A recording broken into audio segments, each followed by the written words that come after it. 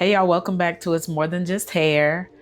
Okay, so listen, I'm talking about my journey as a hairstylist, a salon business owner, and what else? Stylist, salon business owner.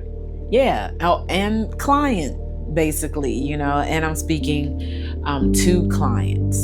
So listen, today I'm gonna talk about the third salon. So this is episode 3. All right, episode 3. The third salon that I worked in, it was actually a hybrid. It was a barbershop salon. So the barbers were on one side, the stylist was on another. Okay, so let me just give you the quick backstory. So I was living in Charlotte, North Carolina, and I had to move back to Maryland, Baltimore to be exact. Okay, Baltimore. Okay, be more. And I had seen this, so I was looking for salons I could work at when I moved back. So I saw this one salon, and I was like, okay, let me call them up. And I was excited because they were in a well-known area, the Tapsco, if you know about the area. So I knew that there was heavy foot traffic out there. So I said, let me go out there. I was like, oh, that'll be dope. I work out there. I know I'm gonna be busy, right? I know it. So anyways, the owner's man, he said, yeah, you definitely gonna get, you gonna get like probably about 1,000 a week out here, right? So I'm thinking like, okay, I can see that.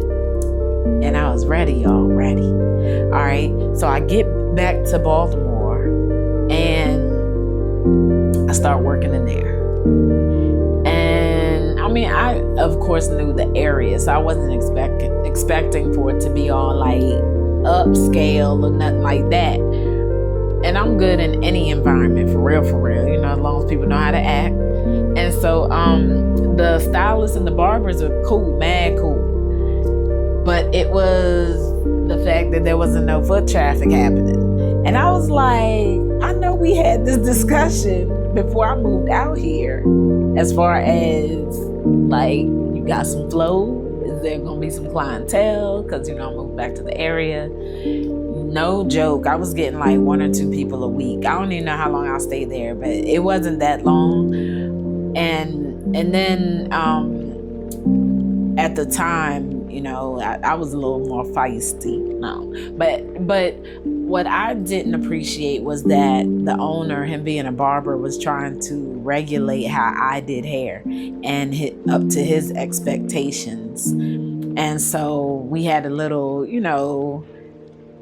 little disagreement or whatever, and I went silent on him, so I wasn't talking. I was like, dang, I was bold walking around his salon, his barbershop, not talking to him.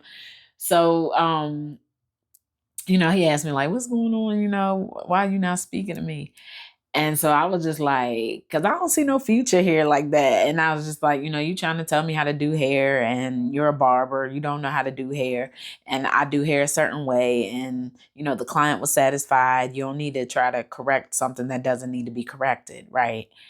And so he's like, all right, well, look, I'm opening up another salon in the Owens Mills area. And if you like, once I open that one up, you can go work there. So I was like, okay, that'll work. Cool.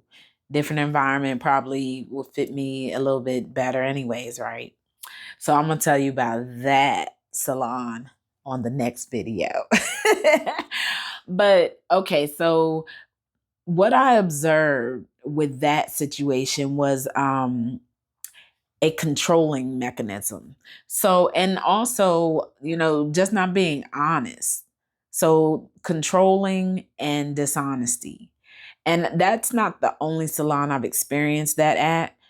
Listen, if you, as owners, okay, if someone, a stylist, potential stylist in your salon, or a barber, if they come to you and they tell you they do not have clientele, okay, they're moving from another location, they're just getting out of school.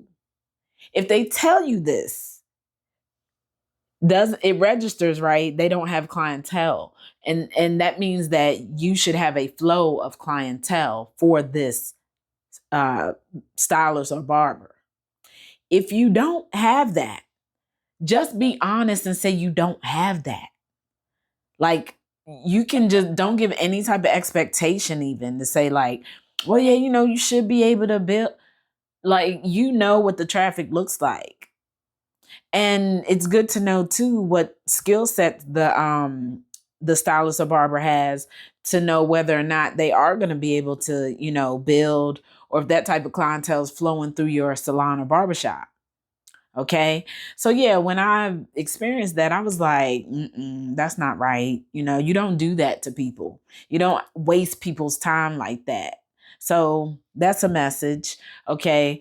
And to future owners, I hope this message is reached, and that you'll be mindful of, a potential stylist or barber that comes to your salon.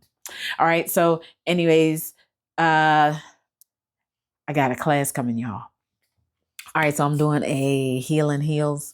It'll be a shorter yoga session, and then I'm gonna go into heels tomorrow. Well, it'll be Tuesday. So every Tuesday at 7 p.m. I'll be doing this. I didn't post up the choreography this week, so I'm just gonna go with the basic.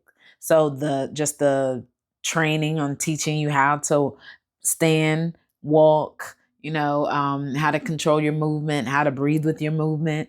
Okay. But we're not going to actually go into any choreography. All right. So make sure you join me on Tuesdays at 7 p.m. for Healing Heels. All right, y'all. Love y'all. And I hope this message was received.